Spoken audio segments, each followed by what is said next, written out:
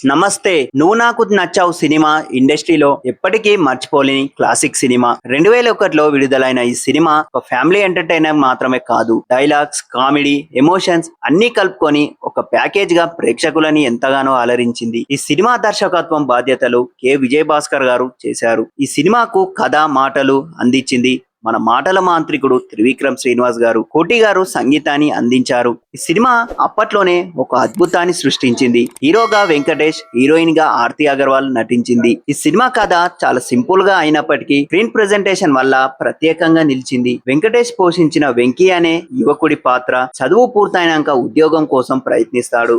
ఆయన వాళ్ళ నాన్న ఫ్రెండ్ ఇంటికి వెళ్లి అక్కడ వారి కుటుంబంతో కలిసిపోతాడు.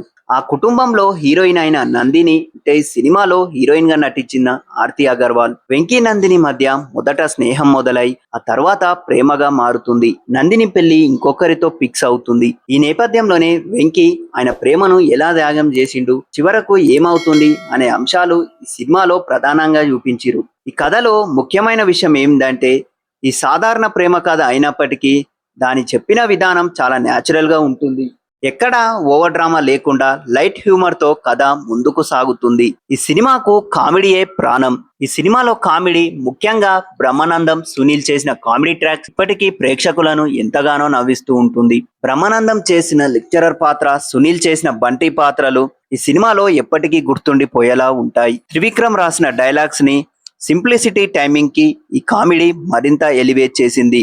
ఈ సినిమాలో చిన్న చిన్న మాటల్లో పెద్ద అర్థం చెప్పే డైలాగ్ సినిమాలోకే చాలా హైలైట్స్ గా ఉన్నాయి. ఇక త్రివిక్రమ్ గారి డైలాగ్స్ మ్యాజిక్ అప్పట్లోనే సృష్టించింది. ఈ సినిమా విజయంలో కీలక పాత్ర పోషించినది మెయిన్ గా మన త్రివిక్రమ్ శ్రీనివాస్ గారి డైలాగ్సే. ఆయన స్టైల్ ఏమిటంటే సింపుల్ లైన్లనే లోతైన అర్థం ఉండడం. ఈ సినిమాలో ప్రతి డైలాగ్ కూడా చాలా న్యాచురల్ గా రియల్ లైఫ్ కు దగ్గరగా ఉంటుంది. అందుకే ఈ సినిమా డైలాగ్ ఇప్పటికీ సోషల్ మీడియాలో మీమ్స్ ట్రెండ్ అవుతుంటాయి. త్రివిక్రమ్ సినిమా గారు ఈ సినిమాతోనే ఆయన రైటింగ్ స్కిల్ ని మరింత బాగా ప్రూవ్ చేసుకున్నాడు. ఈ సినిమాకు సంగీతం ఎప్పటికీ గుర్తుండిపోయే పాటలు. ఈ సినిమాకు సంగీతం అందించింది రాజ్ కోటి గారు. ఒక అద్భుతమైన ఆల్బమ్ చేసిరు. ఒక్కసారి చెప్పలేవా, ఆకాశం దిగి వచ్చి, నా చూపి నిన్నే, ఉన్నమాట చెప్పలేవు. ఈ పాటలు ఇప్పటికీ వినిపిసే ఒక ఫ్రెష్ లుక్ ని ఇస్తాయి. ముఖ్యంగా ఒక్కసారి చెప్పలేవా పాటకు 60 వేరియేషన్స్ రాసిన తర్వాత ఫైనల్ వేరియేషన్ సెలెక్ట్ చేశారని ఈ విషయం చాలా ఆసక్తికరంగా ఉంటుంది. ఇక పాటల పిక్చరైజేషన్ కూడా చాలా అందంగా ఉంటుంది. ముఖ్యంగా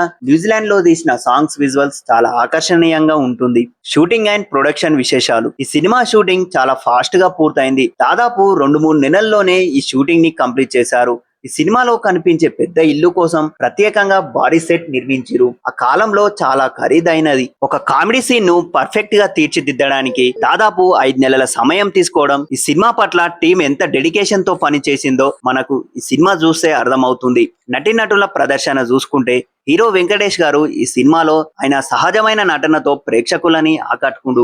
కామెడీ, టైమింగ్, ఎమోషనల్ సీన్స్ అన్ని పర్ఫెక్ట్ గా బ్యాలెన్స్ అయినాయి. ఇక ఆర్తి అగర్వాల్ గురించి మాట్లాడాలంటే ఈ సినిమా ద్వారా తెలుగు ఇండస్ట్రీలోకి ఎంట్రీ ఇచ్చింది. మొదటి సినిమా అయినప్పటికీ ఆమె నటన చాలా న్యాచురల్ గా ఉంది. ఇక సపోర్టింగ్ క్యాస్ట్ విషయానికి వస్తే ప్రకాష్ రాజ్, సుధా గారు, తనికెల భరణి వంటి నటులు కూడా తమ పాత్రలను అద్భుతంగా పోషించారు. సినిమాకు అవార్డులు, రికార్డులు. ఈ సినిమా విడుదలైన తర్వాత భారీ విజయాన్ని సాధించింది. అనేక థియేటర్లలో 100 రోజులకు పైగా ప్రదర్శించబడింది.